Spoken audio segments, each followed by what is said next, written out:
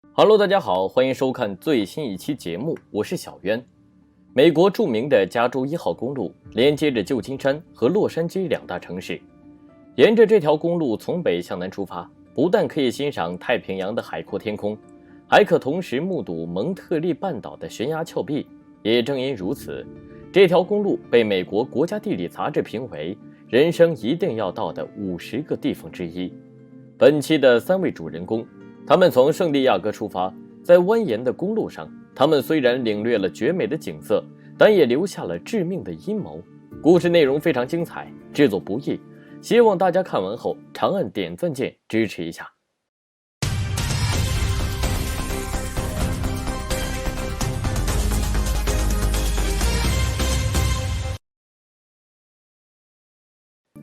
一切还得从1987年说起。那天，肯尼塔基州的一个名为迪娜的女孩，刚刚和母亲吵完一架，一气之下，迪娜独自飞到了千里之外的加州，寻找她的好友里尔登。可到了加州之后，迪娜才发现好友里尔登正在蹲监狱。看着儿子千里迢迢到来的朋友，里尔登的母亲维吉尼亚很是热情。从第一天起，她便好饭好菜招待了迪娜，并嘱咐迪娜一定要在她这里多待几天。比起你老家肯尼塔基州的荒僻深山，阿姨这里可谓是风景秀丽，要山有山，要水有水。面对朋友父母如此热情的招待，迪娜自然也没太在意。几天后，迪娜告诉维吉尼亚自己是时候该回去了，如果还这样继续白吃白喝住下去，那就实在不好意思了。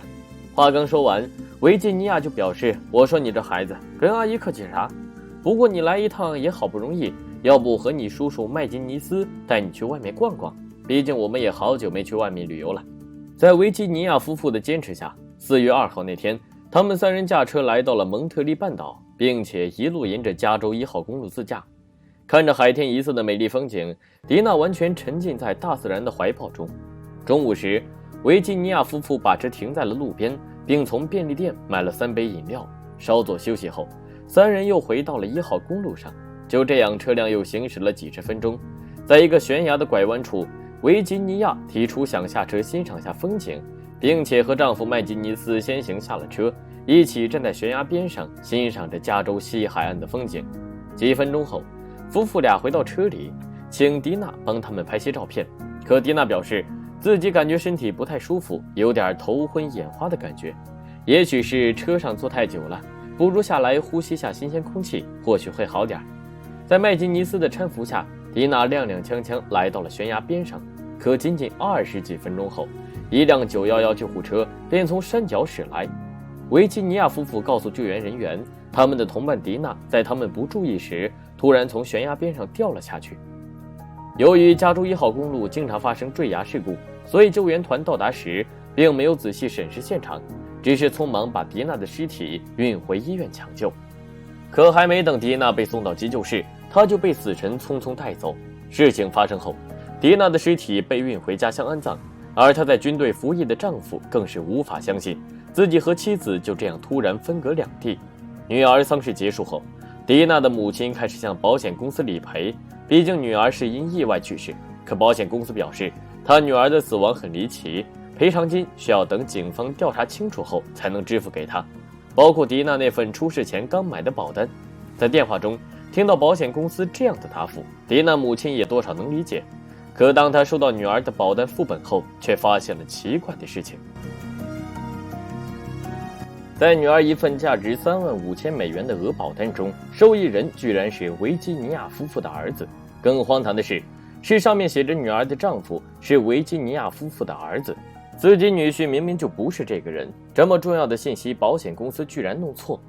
气得一肚子火的迪娜母亲立即致电保险公司，你们怎么搞的？我女婿的名字都搞错。可保险公司表示他们并没有搞错，那份价值35000美元的保单，受益人和关系人的确是经过投保人维吉尼亚夫妇确认的。拿着这份保单，迪娜母亲越看越觉得不对劲，因为女儿前天刚签下保单，后天就突然去世，而且受益人还是跟她一起外出的维吉尼亚夫妇。为了弄清楚真相，迪娜母亲找了一个侦探调查，不查不知道，一查吓一跳。侦探发现迪娜的死的确充满很多疑点。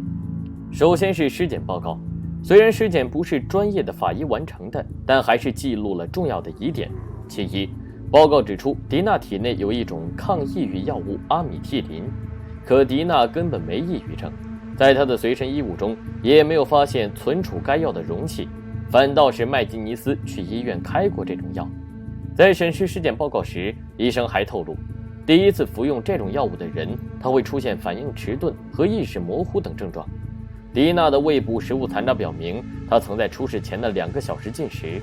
风景区餐饮店的服务员回忆，当时是维吉尼亚夫妇前来取餐，包括迪娜的一杯饮料。其二，迪娜的手背有很多伤痕，可手心却几乎没有伤痕。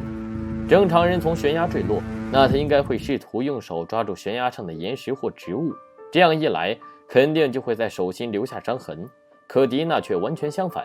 她的手背伤痕数量远远超过手心。除了尸检报告，迪娜的保单也引起了他的注意。正如小渊在前文说到的，这份保单处处都不合理，尤其是这该死的时间差，前天刚投保，后天就理赔。调查到这里，侦探就在维吉尼亚夫妇身上闻到了一股浓浓的阴谋味道。可如果迪娜的死真的和他们有关，那又该如何寻找证据呢？毕竟当时迪娜喝下的那杯饮料早已消失得无影无踪，最直接有力的证据都没有了，该怎么办呢？这时维吉尼亚夫妇拍摄的旅游照片引起了侦探的注意。根据这些照片的拍照顺序，细心的侦探发现，在前面几张照片中，迪娜表现得很快乐，也很轻松，并且还戴着墨镜，例如把双手交叉放在前面，或者将其中一个手放在石头上，这些都是拥有自我防范意识的表现。可后面照片中的迪娜状态就发生了明显的变化，她将头靠在麦基尼斯的肩膀上，双手垂放在前面，面部肌肉松弛，看起来似乎很累的样子。而最奇怪的是这张照片，照片中麦基尼斯和迪娜一起站在悬崖边上，迪娜明明有很严重的恐高症，为何会站在没有任何防护措施的悬崖边上呢？仔细观察麦基尼斯的动作，照片中他的头看向岸边，右手搭在迪娜身上，双脚弯曲，身体下蹲。侦探怎么也想不明白，为什么麦基尼斯会做出这样奇怪的动作。正常人看到悬崖可怕的高度都会有种畏惧感，最起码身体会向岸边倾，就算要欣赏悬崖边的风景，那也不至于要弯着脚下蹲，除非麦基尼斯下半身正在发力。换句话说，就是此时麦基尼斯正在用力将迪娜推下悬崖。将照片放大后，侦探发现迪娜的脸部非常模糊，说明拍下这张照片时她正在摇头。拍下这张照片后，维吉尼亚夫妇又拍下了4张连续的奇怪照片，也就是在这4张照片后，迪娜再也没有出现在照片中。这4张照片分别正对着悬崖、悬崖左边和右边，以及后面马路的照片。侦探觉得，如果维吉尼亚是想用相机留住美丽的风景，那为什么他们的拍摄角度如此奇怪，还连拍4张，而且角度刚好是4个方向？侦探提出了一种大胆的设想，这是维吉尼亚在利用相机的取景器观察是否有人看到他们的作案过程。作案条件有了，那作案动机是什么呢？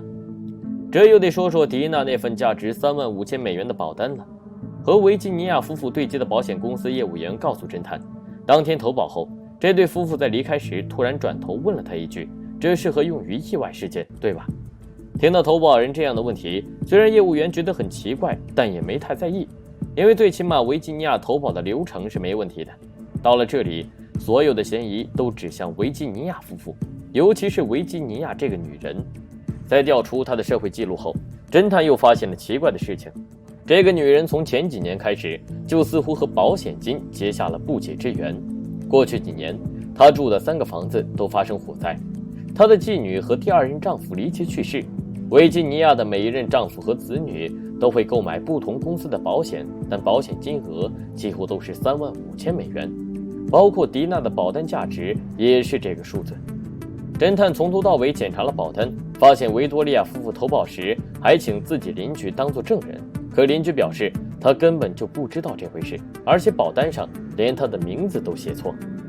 迪娜去世2年后的1989年，警方正式逮捕了维吉尼亚夫妇，并以1级蓄意谋杀罪起诉他们。